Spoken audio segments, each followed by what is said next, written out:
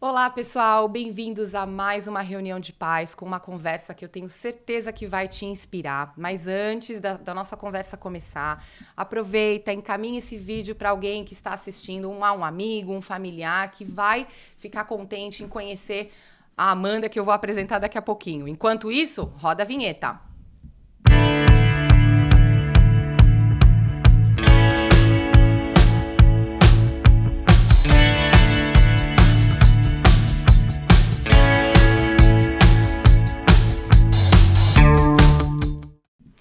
Muito bem, para nossa conversa de hoje, estou aqui com a Amanda Cury, que em primeiro lugar, eu fiz questão de colocar isso, ela é a mãe do Inácio, que está na barriga dela, no aconchego do ventre. A Amanda, ela é carioca de Niterói, graduada em Comunicação e Direito, com formação em Relações Governamentais pela USP e com MBA executivo no ISE Business School, certo?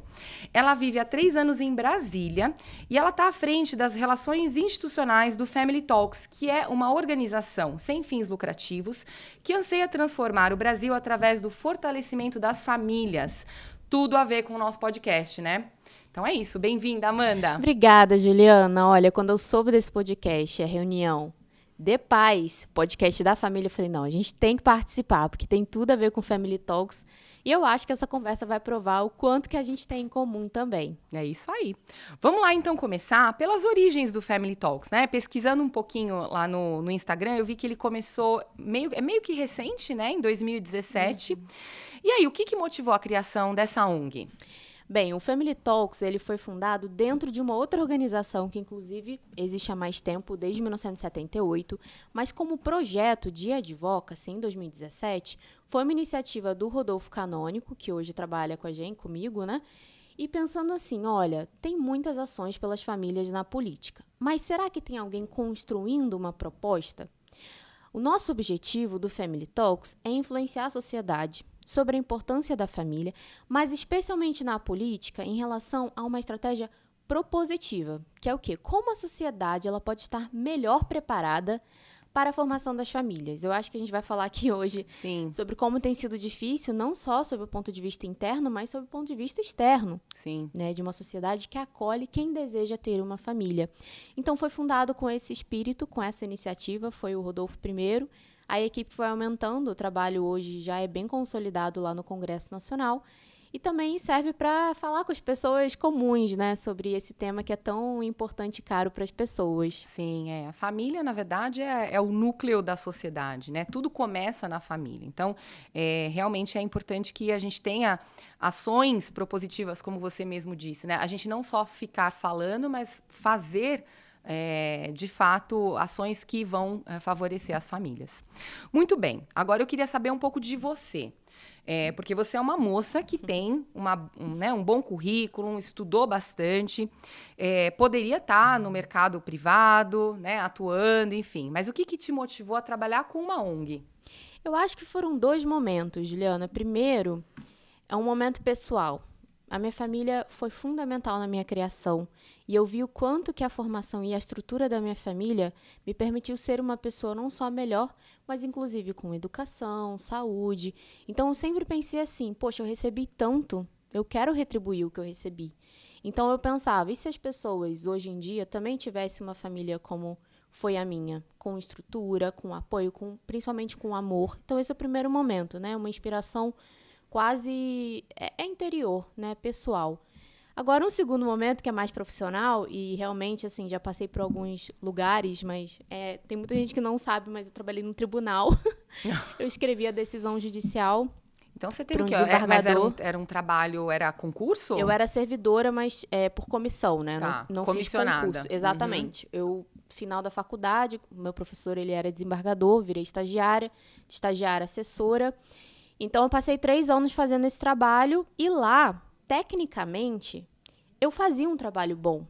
Meu chefe até tentou me segurar lá, ele falou, não fica, Amanda. Sonho de todo jovem, vai, conseguir um trabalho como esse. Nossa, minha família amava, né, nossa, Amanda tá lá, tá auxiliando um desembargador.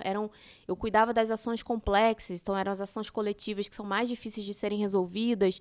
Só que chegou um momento que eu pensei, eu tô no meu limite em relação a competência técnica, mas parece que eu poderia fazer mais. Eu sentia que ali uma pessoa boa em direito poderia estar, mas que eu tinha até mais a retribuir. E como eu já acompanhava também muitas pautas de família, eu pensava assim, e se eu fizesse algo pelas famílias, mas na política, eu não conhecia nenhum lugar.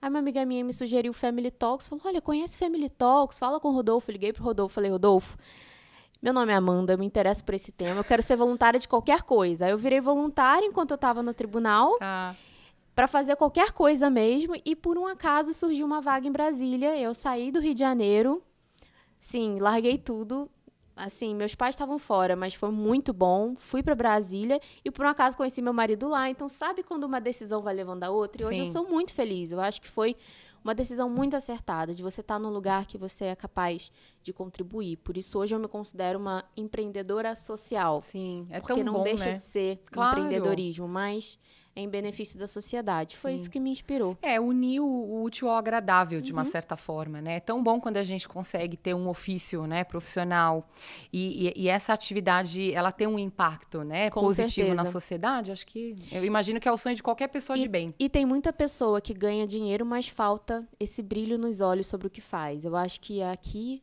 é um brilho nos olhos que nunca acaba. Sim. Então, pode ser o sonho de trabalho de muita gente, mas sob esse ponto de vista mais pessoal. Fica a dica aí para os jovens que estão nos assistindo, né? Que como é bom a gente também se inspirar num ofício, num trabalho, que consiga ir além, né? Do simples trabalho em si. Muito bom. Agora, voltando lá para a origem de tudo, né? Você já falou da importância da sua família. Eu gostaria que você contasse para quem está nos assistindo como você enxerga a importância da família na sociedade de uma forma geral, né? E por que está tão difícil das famílias serem mantidas com virtudes, com valores hoje em dia, Amanda? Tem uma frase que todo mundo fala: família é a base da sociedade. A gente sabe isso muito por experiência própria, pessoal, como eu contei a minha. Só que também tem um ponto de vista técnico, científico. Uma família é fundamental para o resto que existe, que é o quê? Você ter saúde, você ter educação. Se uma família não está bem, o resto não adianta, não vai bem. Não adianta você querer investir em saúde sem pensar em como aquela família tá. Eu sou a favor da pauta da educação. Tá, mas você sabe como é que aquela família tá? Então, para mim, a família, e assim que a gente vê no Family Talks, é o fundamento, inclusive, de outras áreas sociais. É o maior fator de proteção social. Se você investe na família, o resto quase vem como consequência. É claro que é complementar, mas assim, é fundamental para a formação das pessoas, pessoalmente, por esses aspectos sociais também. E no fim das contas, uma criança vira o adulto do futuro. Claro, sim. Então, são os CEOs de empresas, são os políticos, todo mundo veio, não caiu de uma nave espacial, né? Exatamente. Todo mundo veio de uma família. Então, para mim, realmente, essa frase é verdadeira. A família é a base da sociedade. Não é clichê. Não é clichê, mas é além. De fato, existem pesquisas que demonstram como uma família que funciona bem tem repercussão nessas áreas todas que eu já comentei, principalmente saúde mental, que é um tema que hoje está em voga. Sim. Agora, por que está tão difícil de ser família hoje? Também tem dois aspectos. Tem o aspecto interno da família, como você está comentando, né? A valorização interna da família. Eu valorizo ser pai, ser mãe? Para mim é uma finalidade na minha vida, uma das finalidades, pelo menos. Esse é o primeiro aspecto, que é a visão interna sobre o valor da família, que eu concordo que você tem se perdido. Tem gente que é mais do interior e consegue falar, né? Nossa, na minha época era um pouquinho mais... as famílias eram mais unidas, né? Enfim, esse é o aspecto interno. E tem o aspecto externo, que às vezes não é comentado, que não é só questão de valores, assim, de princípios dentro da família, mas é uma sociedade também que não está mais... pelo custo de vida, pelos obstáculos públicos também, por exemplo, ter filho e meu trabalho não ver isso como algo ruim, não está tão acolhedora para quem deseja ter família. É visto como algo particular, é visto como um custo. Só que o que acontece? Ter família é uma decisão particular? Eu não posso falar para uma pessoa ter família, mas ela tem repercussão pública. Então, é fundamental que a sociedade reconheça essa importância social da família e, por isso, apoie as famílias. Sim. É assim, pra gente é quase a nossa tese basilar.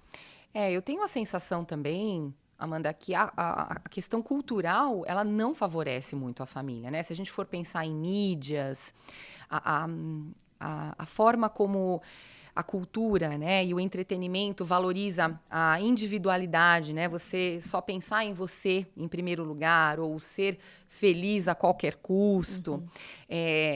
O movimento também um pouco, o feminismo, de uma certa forma, né, a parte negativa dele que tira a mulher dessa posição de querer formar a família, deixar as coisas para muito depois. Isso também acaba influenciando, né? Eu acredito que, por ser uma decisão pessoal, realmente vão ter várias justificativas em relação a essa decisão. Por isso que eu acabo colocando um peso, pelo meu trabalho também, em certos aspectos que são externos. Mas eu concordo, não vou dizer que o mundo hoje não é mais individualista.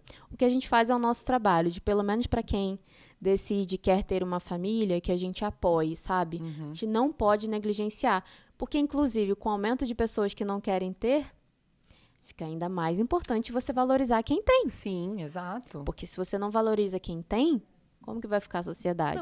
Não tem um futuro... Não tem. Não tem um futuro próspero, E outra, Juliana, que pouca gente sabe. E o Brasil, a gente está passando por uma transição demográfica.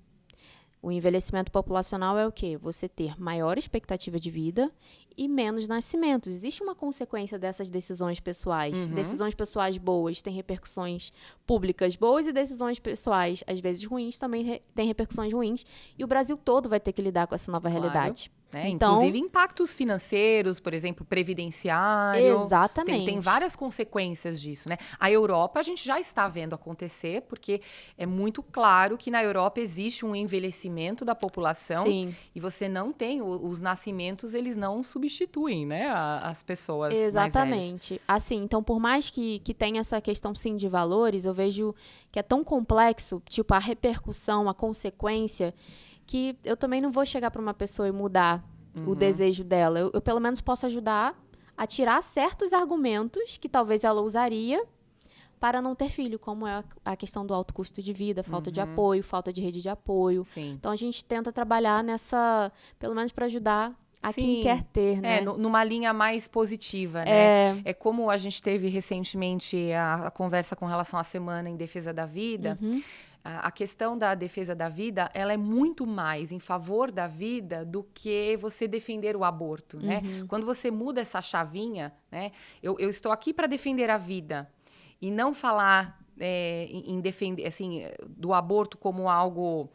com a coisa negativa do aborto, muda tudo, né? Assim, não, eu sou a favor da vida. Então, o que isso significa? O que isso significa? É a mesma coisa que você falar, eu sou a favor da família, né? E o que isso vai orientar as minhas ações daqui para frente. Exatamente. É isso.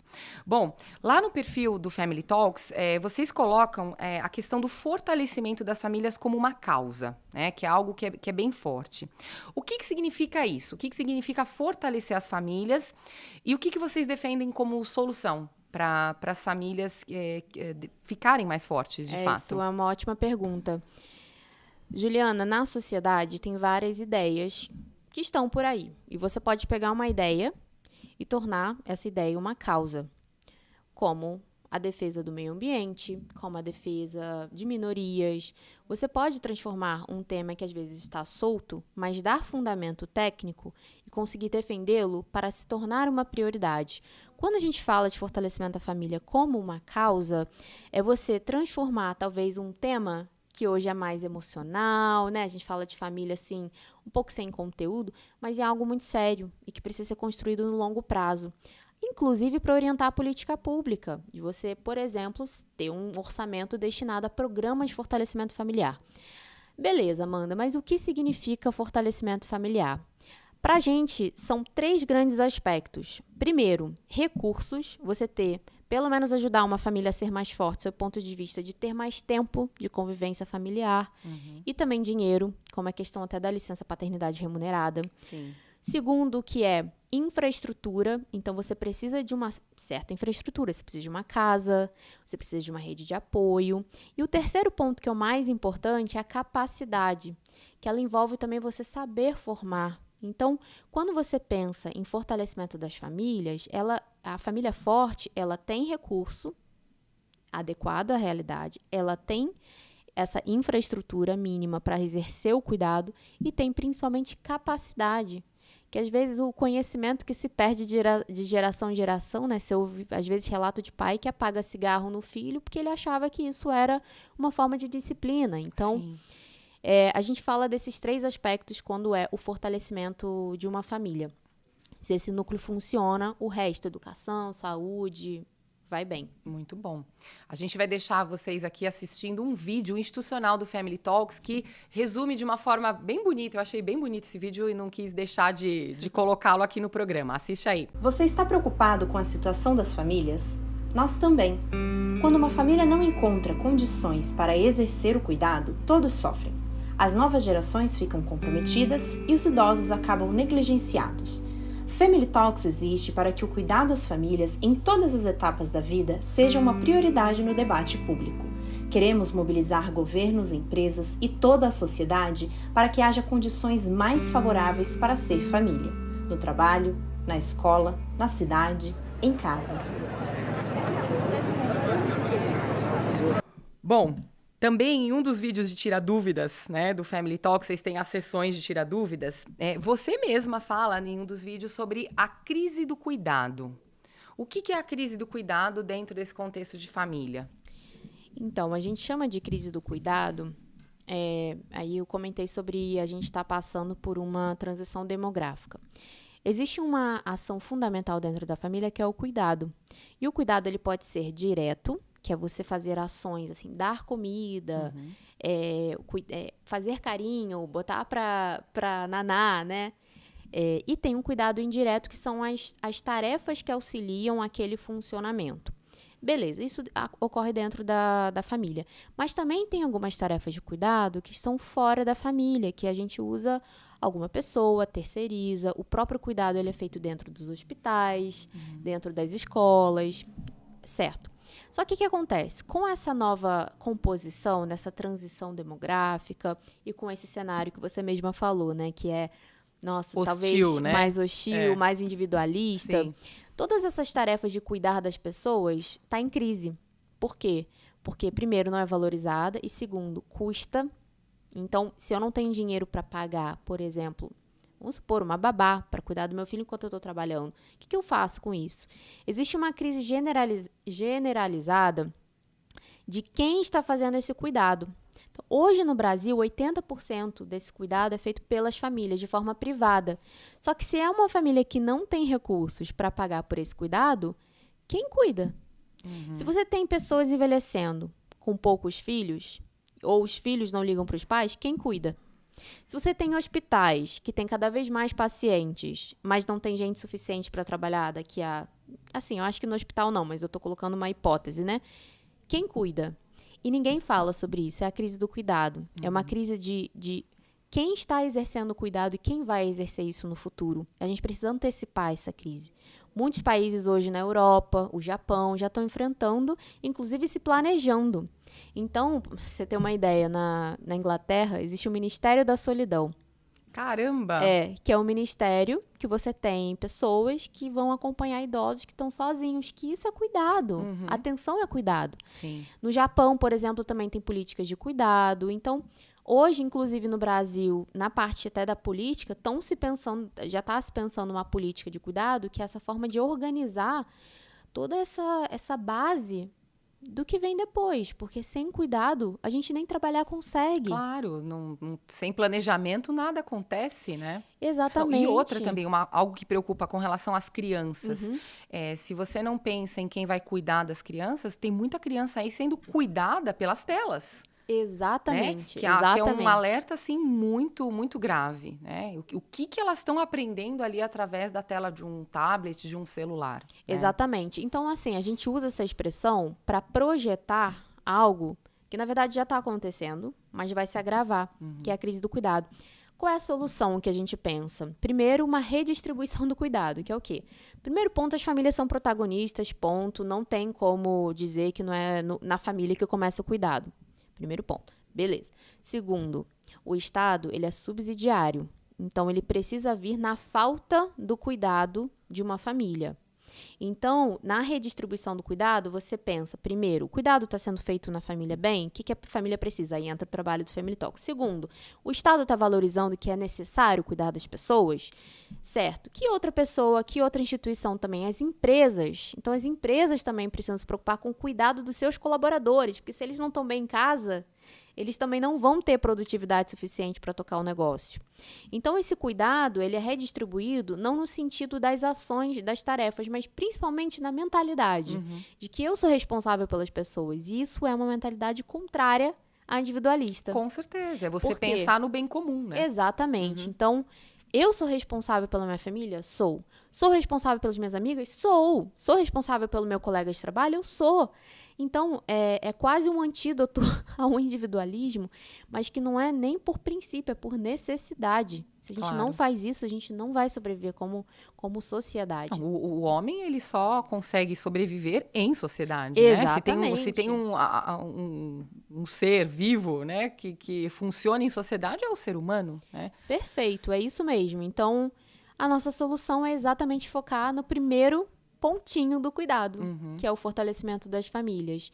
Então, um antídoto também da própria crise do cuidado é, primeiro, pensar no fortalecimento das famílias e também engajar e mobilizar esses outros atores. A gente chama de stakeholders. Stakeholders desse tema de família, os participantes, né? Política, empresa, sociedade. E é por isso que a gente trabalha dessa forma. E sempre do menor para o maior, né, Amanda? Porque não adianta, assim, óbvio, as políticas públicas, elas têm uma influência, mas a influência maior, ela sempre começa da família, para a família, as empresas, né, com as famílias ali adjuntas e uma comunidade, e você vai expandindo dessa forma, né? Exatamente, eu concordo que é de pouco em pouco. Até o nosso trabalho, a gente segue essa lógica. Não adianta você querer ter um grande impacto sem pequenas ações. Então, como que eu vou influenciar a sociedade? Começa pela família. É isso aí. Muito bom. Se você está curtindo esse episódio, não deixa de curtir, compartilhar, já encaminha para alguém. A gente vai fazer uma pausa para um recado rápido e já volta. Esse é um recado para você que acompanha esse canal e acredita na força de levarmos boas reflexões para as famílias serem melhores e ficarem mais fortes para lutar contra o mal que nos espreita. Seja um apoiador do Reunião de Pais Podcast através do QR Code do nosso Pix que está aqui na tela. E se você é empresário, saiba que você pode anunciar no nosso programa. É só entrar em contato com a gente através do e-mail. Famílias fortes são imbatíveis. Bom, passando então desse plano teórico para a prática, o Family Talks, você já disse que ele atua com políticas públicas, mas além disso tem outros 2 pilares. Então, basicamente, são 3 os pilares do Family Talks, certo? Que é o diálogo com a classe política, que é o que vocês chamam de advocacy, certo? O trabalho de pesquisa, que, na verdade, orienta, né, e embasa todas as propostas, eu imagino. E, obviamente, você divulgar isso, conscientizar as pessoas. Então, a gente vai passando aqui com o pessoal da produção exemplos de cada um desses 3 pilares para você comentar, né? Então, vamos lá, produção. O primeiro, ele é um vídeo com o Rodolfo Canônico, justamente lá, olha, tá lá em Brasília, dando uma notícia. Vamos assistir. Pessoal, acabou de ser aprovado aqui na Comissão de Direitos Humanos do Senado o projeto de lei de ampliação da licença paternidade, o qual nós estamos trabalhando já faz tanto tempo. O relatório da senadora Damares foi aprovado por unanimidade, está nos termos com os quais nós concordamos, é o texto que nós defendemos, e agora ele vai seguir tramitando aqui no Senado. Então, um longo caminho até se tornar uma lei, mas uma vitória importante aconteceu hoje, um dia histórico no Senado Federal.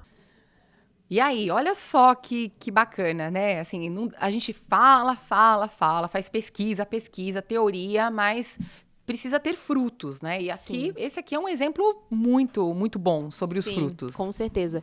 Esse trabalho da licença paternidade, que é só um exemplo do que a gente faz, ele começou em 2019 com um grupo de trabalho. O trabalho na política é muito de articulação.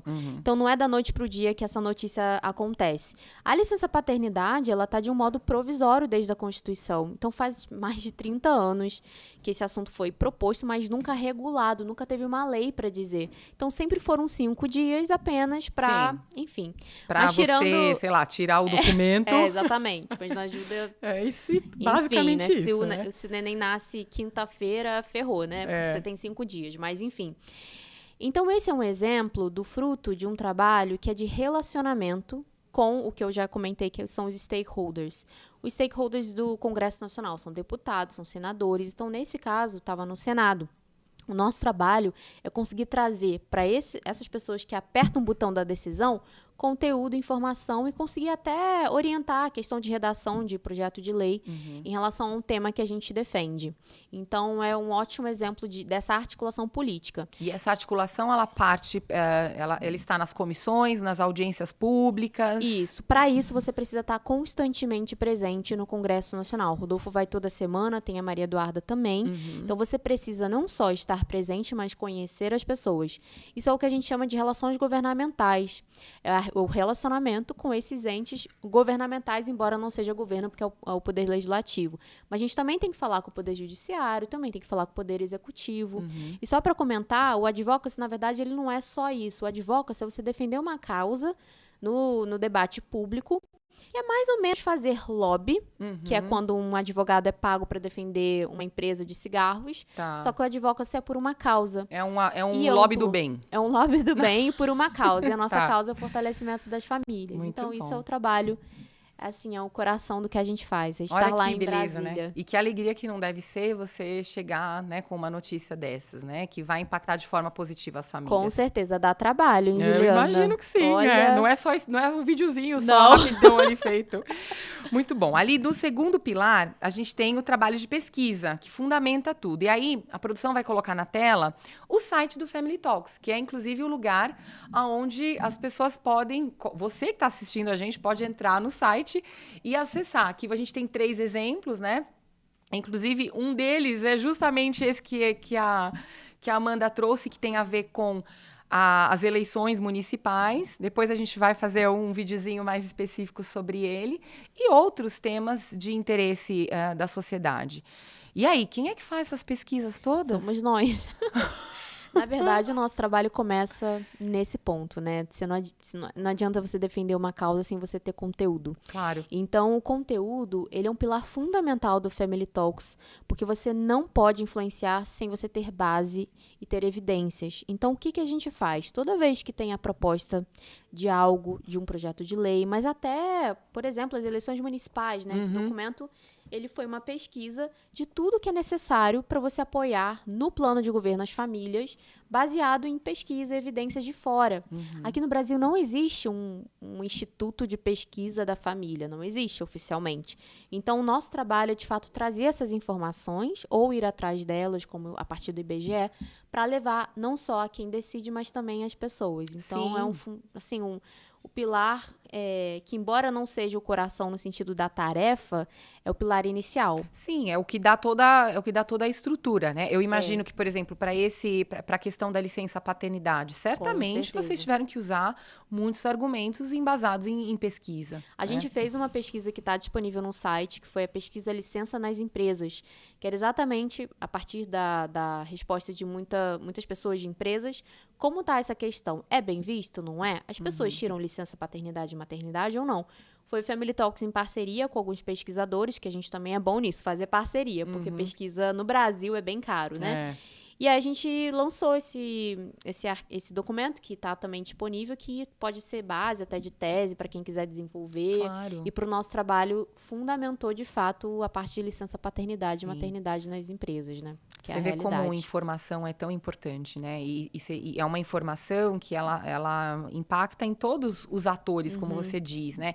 Um eleitor que vai votar numa eleição precisa saber, né? Se ele tem bem claro o que ele defende, o que ele gostaria de ver num representante, né? Lá na Câmara dos Deputados ou na Câmara de Vereadores da sua cidade, tem que saber qual a proposta dele, mas antes disso você tem que saber o que você defende como valores. Né? E sabe uma coisa, Juliana, que às vezes a gente trata a família de uma forma muito, até excessivamente pessoal, no sentido de, eu vou usar a minha experiência para dizer por que é importante. Olha, para mim, família é um assunto muito sério.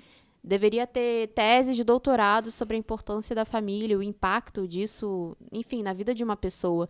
Então, pesquisar sobre esse tema é uma missão do Family Talks que vai existir até o fim. Sim. Porque a gente tem que tratar de assuntos sérios de forma séria. Claro. Então, E ir deixar atrás de um legado conteúdo. também, né? Imagina o legado que vocês não estão deixando aí com todas essas pesquisas, né? Para as Sim. próximas gerações. É um trabalho muito especial e muito importante. Bom, do terceiro pilar, claro que se você faz pesquisa, se você articula, né, faz o lobby do bem, né, na questão no ambiente público, você precisa divulgar. E aí aqui a produção vai mostrar na tela o Instagram do Family Talks, né? Olha aí, é um Instagram que já está com 122 mil seguidores, né, no print de hoje, e aí é que as pessoas têm um acesso mais rápido, né, a resumos do que vocês estão fazendo, de repente, para quem tem interesse, depois acessar para aprofundar e saber mais. Com certeza. É engraçado, Juliana, que tem muita gente que entra no nosso perfil por causa de um vídeo de conteúdo, acha que a gente é portal de conteúdo, acha que a gente é podcast, só porque tem o Talks, né? Meio que confunde. Foi a impressão primeira que eu tive Então, quando eu tive o contato. Pois é, porque por causa do nome, né? Eu posso até depois te explicar a questão do nome. Mas o nosso perfil é muito para facilitar e simplificar a linguagem de assuntos que às vezes são mais técnicos. Então, a gente traz o tema de família de uma forma leve, com uma linguagem mais simples, sem deixar de ter o compromisso de comunicar aquilo que a gente está fazendo em relação ao nosso trabalho. Se fosse, assim, um perfil de ONG, ia estar muito mais duro, fechado. Mais frio, mais né? frio. Então, por isso que as pessoas se confundem. Mas, para mim, é fundamental, por quê?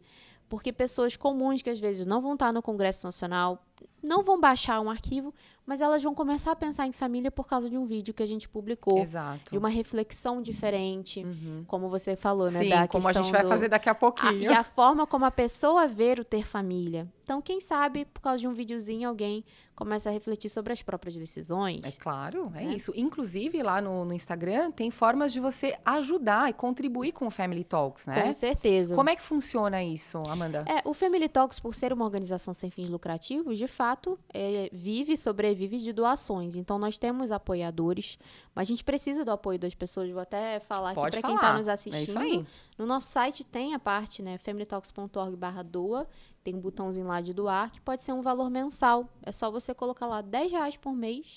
Para mim, já seria suficiente, que quando você acredita em algo, é bom você manifestar, não só em intenção, mas em obras, né? Sim. Bom, todo cristão deveria pensar assim, né? E o trabalho do Family Talks, não é porque eu trabalho aqui não, mas para mim tem que existir para sempre. Então, se a gente não mobiliza as pessoas para ajudar, quem vai estar lá no Congresso fazendo essas propostas? Quem vai estar conduzindo, ajudando em pautas que às vezes vão impactar todas as pessoas no Brasil? Então, por que eu quero que seja perene, não só do ponto de vista profissional, mas pessoal, realmente eu reforço que ajudar seria muito importante para o nosso trabalho. Então, acessem lá o Instagram do Family Talks, descubram como vocês podem apoiar essa causa que é tão nobre e fazem um trabalho muito sério. Vocês perceberam como é sério. E a gente não recebe verba de governo, faz questão, que até poderia, mas a gente não recebe de partido, não recebe de governo, inclusive para garantir a imparcialidade, o apartidarismo. E a independência, né? Acho que Imagina. Não ficar tem vinculada. Como. Se você recebe verba, de repente, de algum partido ou de alguma empresa pública, você meio que tá ligado a isso, precisa prestar contas e aí não funciona. Realmente. Exatamente. Agora, voltando um pouquinho para a questão da fé. Você acabou de falar, né, que a nossa fé, ela também tem que ser manifestada através das nossas obras, né? Você lá no cadastro se identificou como cristã, católica, né, como eu. E o Family Talks, ele teria tudo para ser uma ONG com princípios cristãos declarados, né? Mas o Family Talks, ele opta por não ser confessional. E aí eu queria que você explicasse pra gente o porquê dessa decisão de não se declarar confessional dentro desse debate público, né? Sim. Primeiro ponto que eu posso falar que eu sou cristã, né? Como eu falei, né? Sou católica, é uma coisa pessoal, né? Não posso... Embora eu seja uma pessoa com valores, né? Não necessariamente o meu trabalho meu trabalho pode ser não confessional, como é o caso do Family Talks, Mas acho que tem um elemento muito importante quando você trabalha com política, é a sua capacidade de articulação política. E eu acho que o trabalho do Family Talks, ele não é confessional, porque, primeiro, como eu já falei bastante, né? Como a gente se baseia muito em artigo científico, em evidência, a gente não usa a fé para justificar, porque é tão fácil justificar a importância da família a partir da pesquisa do conteúdo que a gente produz, que não só não precisa, mas eu acho que até prejudica um pouco. Vou explicar. Porque quando você está na política, tem muita gente que usa a estratégia do inimigo comum, você usa a estratégia de que eu não vou falar com certas pessoas porque elas acreditam em outra religião ou é de outro partido político, e a gente trabalha com todo mundo. E isso hoje valor. Em dia está muito exacerbado, essa questão, com certeza. Né?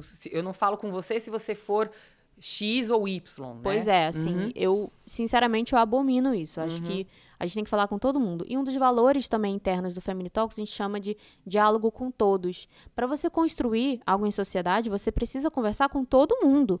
E outro, você pensar em família não é uma pauta religiosa, no sentido, assim, da forma como a gente propõe, que é esse apoio público às famílias, pensar em família é pensar no bem comum.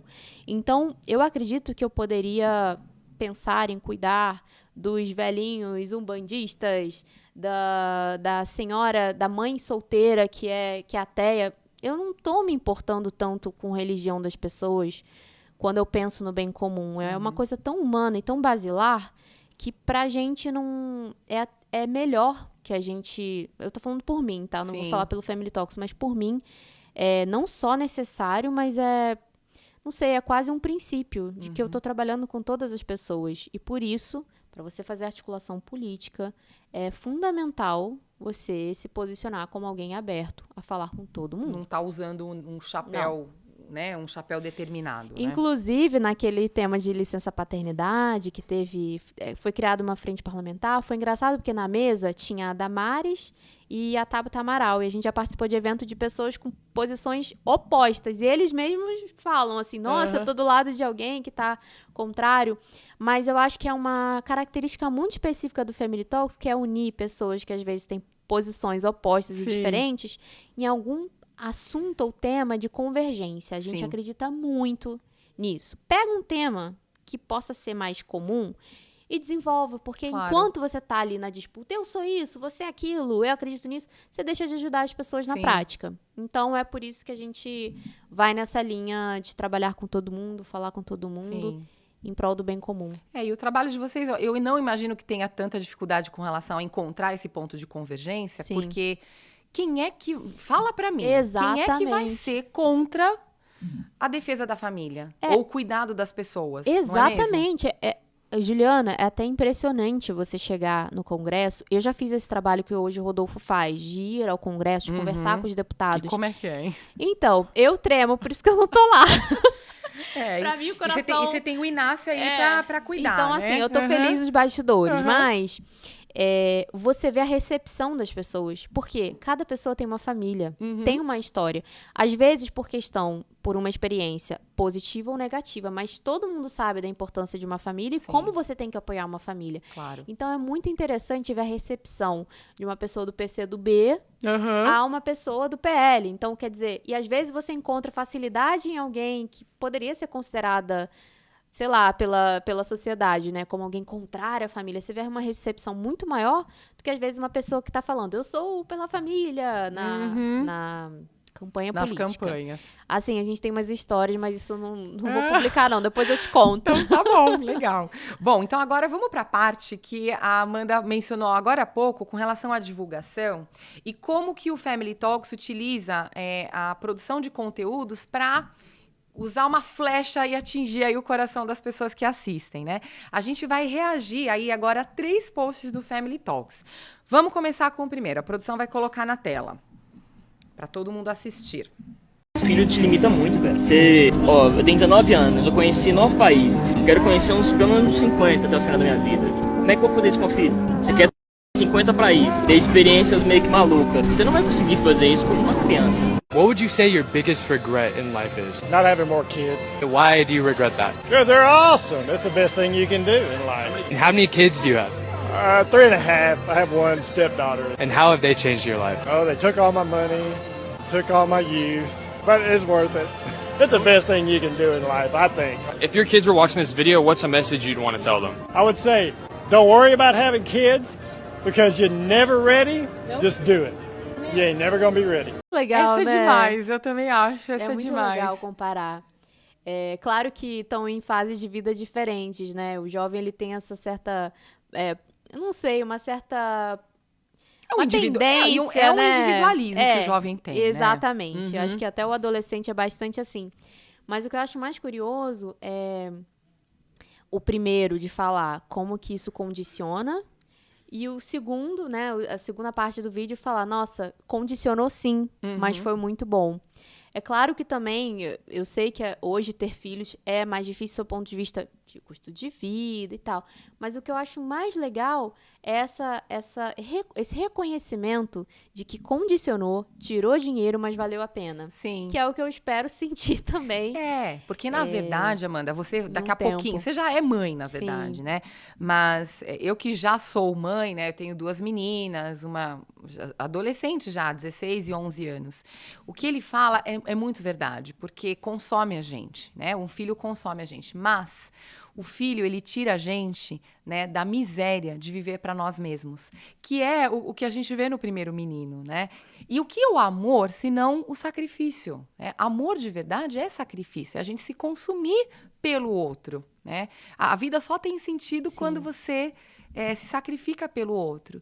E não tem nada mais sublime na nossa vida do que a gente ser pai, ser mãe, né? Então, através da paternidade, da maternidade, a gente sentir esse amor sacrificial que vai se consumindo e que te enche de alegria, te enche de esperança. Né? Perfeito, assino embaixo. Muito bom. Agora, o segundo vídeo, esse aí deu o que falar aí nas redes na sociais internet, de forma geral. Acho que virou um trending topic, Foi. né? O testemunho da atriz Paula Burlamac, certo? Vamos lá, vamos assistir o que ela fala, porque ela decidiu não ter filhos.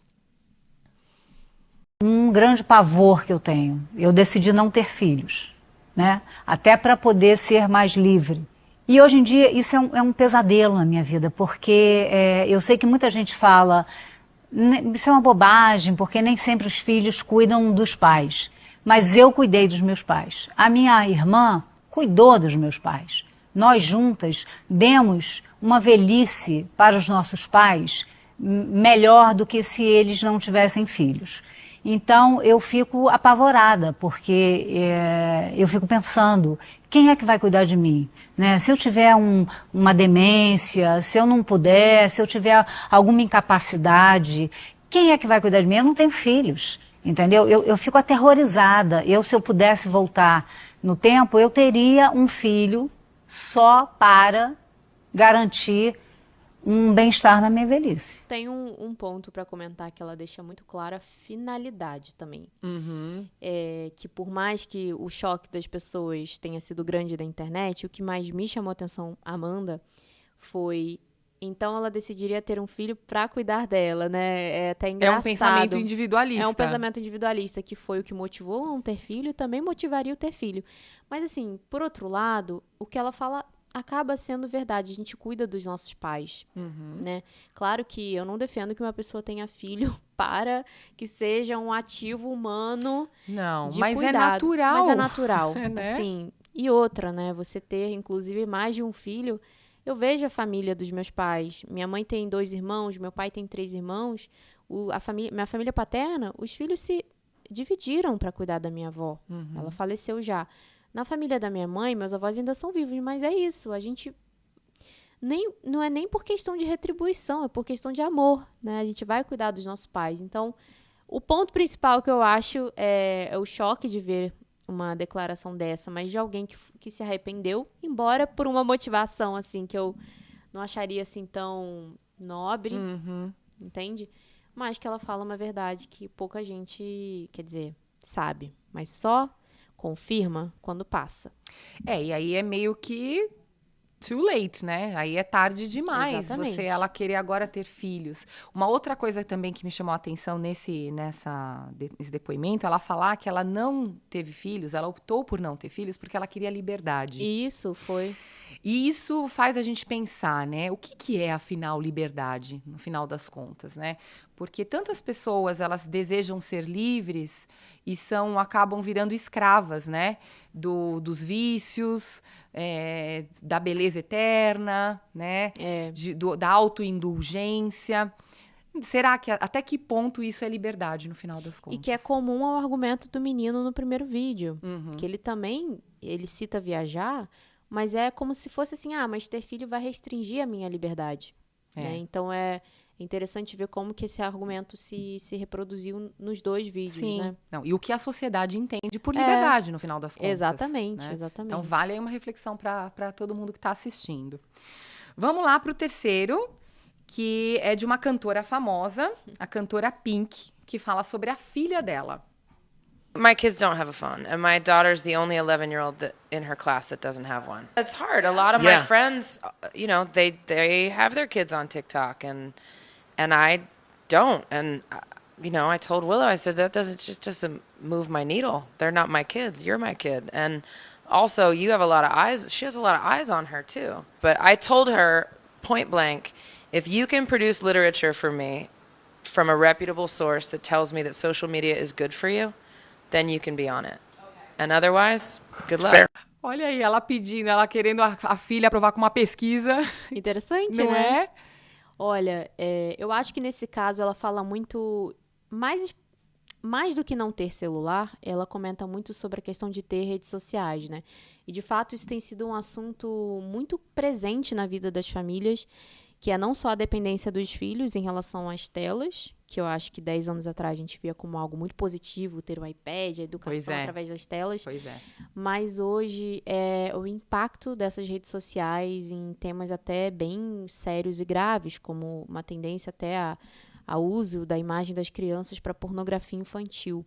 Inclusive, é um tema que a gente tem tratado no Family Talks, né, de ter algum tipo de mecanismo de restrição do uso dessas plataformas por crianças, porque afeta para o resto da vida. Você vê crianças hoje com meninos, né, 9, 10 anos, que já têm acesso à pornografia, seja pelo próprio celular ou através de um amiguinho. Então, eu achei legal e lembrei de uma outra atriz, que é a Drew Barrymore, que ela fez um texto recentemente, acho que tem 2 semanas, comentando sobre a opção dela em relação à filha dela, porque ela não teve bons pais. Então, ela pensa, nossa, eu deveria ter sido mais limitada. Então, educacionalmente, digamos, pedagogicamente. Então, ela faz isso com a filha. E ela defende exatamente pelos efeitos de telas, não só da exposição, mas do conteúdo. Claro. Eu sei também que muitos pais, às vezes hoje, precisam recorrer a uma tela, sei lá. Eu não vou negar que isso existe até como apoio, mas você precisa ter muito cuidado, assim, qual é o uso? Você está acompanhando seu filho? Claro que eu não vou, Amanda, dizer como que você, Juliana, vai falar para os seus filhos para usar ou não usar.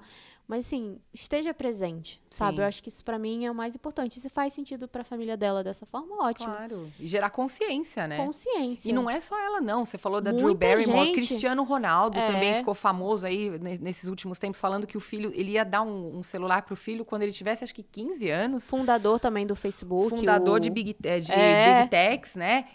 Você percebe, né? A Big Tech, ela quer que você acesse as redes, mas pro meu filho, não. Exatamente. Né? Então, é para se pensar, é para se refletir. Muito bom, muito, muito legal as nossas reações. Antes da gente ir para a chamada oral, explica por que é, então, Family Talks. Você falou que ia falar. O nome, né? Então, a gente... Por que em inglês? É um bom... muita gente nos pergunta, né? Mas vocês são internacionais? Não, a gente é brasileiro. Não existe Family Talks no resto do mundo. Talks vem de falar, de verbalizar, da influência. Isso tem tudo a ver com a advocacy. O Family Talks foi uma sugestão de um publicitário que até foi um voluntário nessa criação da marca, que olha que curioso, porque como o tema de família hoje no Brasil é muito polarizado, né, com razão, né, que muita gente vai discutir conceito, formação, estrutura familiar, se a gente usa um termo em inglês, vai facilitar da pessoa entender que, na verdade, é o conjunto, é o Family Talks, não assim, ONG Famílias do Brasil. Ia passar uma outra mensagem. Ia ficar com aquela imagem sisuda lá que vocês não querem ter. A gente queria até propor algo um pouco moderno, diferente. Então, esse nome foi lá no início da fundação, 2017, 2016. E não é porque a gente é internacional, não é porque a gente veio de fora, mas é por questão estratégica, como muitas das coisas que a gente faz. É isso, a gente pensa dessa forma, né? Como que a gente precisa trabalhar? Sim, boa O que dica, precisa né? fazer? É. Vamos falar disso, né? Pois é. Então vamos lá agora para a chamada oral do Reunião de Pais, que é o Até me momento, ajeitar aqui. se ajeita, quer dizer, bebe uma aguinha aí, que é o momento que a gente dá uma deixa e o nosso entrevistado simplesmente completa, responde de uma forma rápida do jeito que ele sentir que tem que responder. Vamos lá então. Família é? Fundamento da sociedade. Tudo. É tudo. Ok, eu concordo também. Eu sempre concordo com todo mundo É. que fala qualquer coisa sobre família Impossível. sendo tudo. Uma nota alta vai para quem?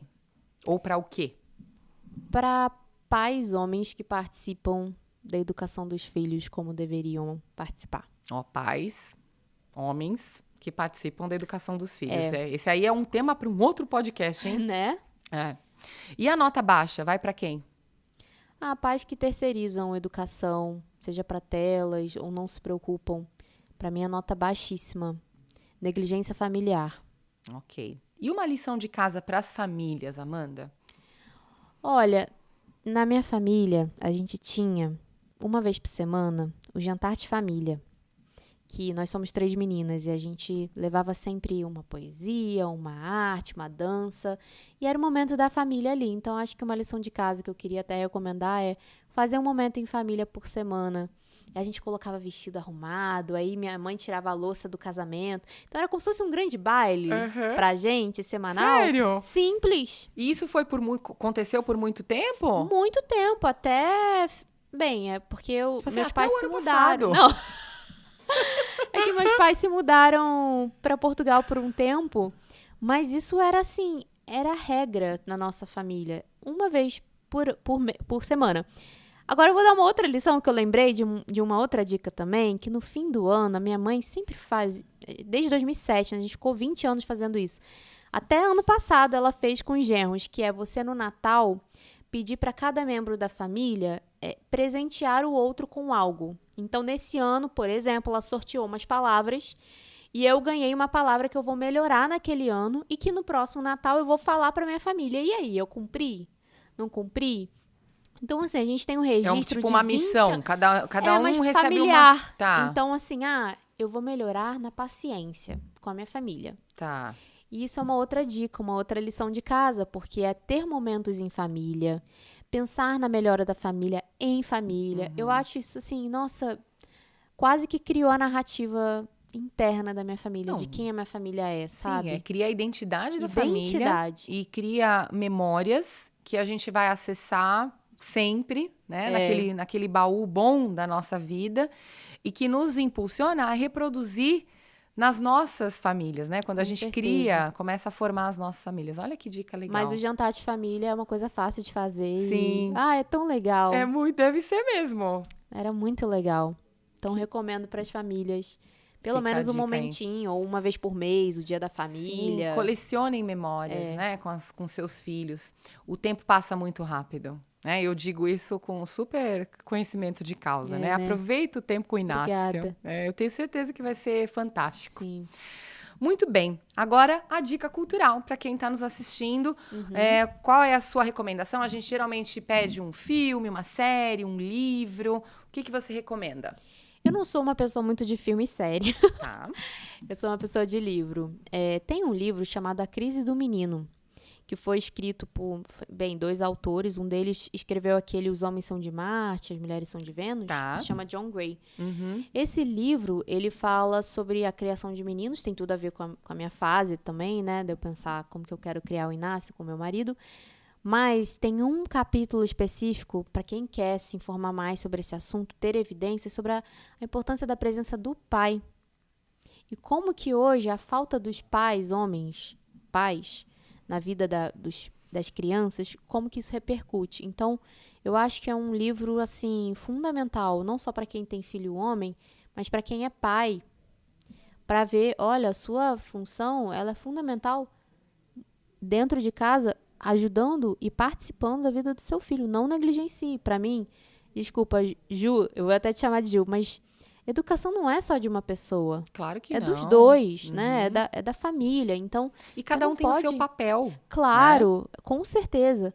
Mas a presença de ambos, sabe? Como que isso impacta a vida de uma criança? Inclusive porque, às vezes, a separação é uma das grandes rupturas de memória que uma criança acaba sofrendo e participando, né? Não por escolha. Então, esse livro, para mim, é muito bom, tem muitos argumentos de pesquisa, tem tudo a ver com o Family Talks também. Tá, a gente vai deixar na descrição do vídeo, né? Sim. Tem um outro também, vou te indicar, que eu tô terminando de ler, chama Em Defesa dos Meninos, de Anthony Solon, que é um pesquisador que fala, ele explica o porquê da importância da gente criar os meninos como meninos, e ele fala das figuras masculinas que são referências, que forjam o caráter dos meninos e como isso está em falta na nossa sociedade, né? Eu também não sei aonde eu vi que muitas famílias, elas são criadas sem os pais, muitas crianças, né? Isso em pesquisa. Realidade do Brasil. A realidade brasileira, por vários motivos, né? Porque o pai, ou porque você não conhece o seu pai, o pai é desconhecido, ou porque esse pai saiu do seio da família. E olha o impacto negativo que a gente tem numa sociedade de crianças crescendo sem o pai. Sim. Né? Aumentou muito o número de crianças na certidão de nascimento sem o nome do pai. É em sede de milhões, eu não tenho agora o número. Então, realmente, para mim, é tudo a ver. E eu lembrei de um outro agora, que na verdade ainda não tá. Puxando a linha de um monte de Só livro. que não tem tradução, que chama Family Unfriendly, que é basicamente também evidências, mostram como que a sociedade tá dessa forma meio nociva a quem quer ter família. Mas esse eu ainda não li, também não tem tradução. Então, vou ficar com A Crise do Menino. Legal. A gente vai deixar A Crise do Menino e Em Defesa dos Garotos também na descrição desse vídeo. Amanda, querida, muito obrigada. Eu que agradeço. Olha que conversa legal, Foi. né? Sobre família, mas sobre família de uma forma muito séria, né? Como você mesmo disse, a gente precisa profissionalizar o assunto família. Com certeza. Né? Trazer a família pro destaque que ela merece e não só ficar falando, mas fazer coisas que favoreçam a família, né? Exatamente. Nossa, parabéns pelo Obrigada. trabalho do Family Talks. Muito obrigada, Juliana, e obrigada pela oportunidade. Eu nem lembro se no início eu agradeci, mas eu tô super feliz de estar aqui. Inclusive porque Mogi das Cruzes, onde a gente tá gravando, né? Olha lá. Faz Vai parte virar um corte isso. Faz parte da Rede de Cidades Inclusivas, que é um projeto que a gente tem, de cidades que se interessam por tornar a cidade mais inclusiva para famílias. Poxa, então, que legal. É uma assinatura recente. Fico muito feliz de estar aqui, nunca tinha vindo aqui. E muito obrigada pelo espaço também. Sigam também Family Talks, né? family.talks. E estamos por aí, trabalhando, né? Por aquilo que importa. É isso aí. Seguimos juntos, porque famílias fortes são imbatíveis. Uma boa hora para você ir pro Inácio. Obrigada. E até a próxima, pessoal. Tchau. Tchau.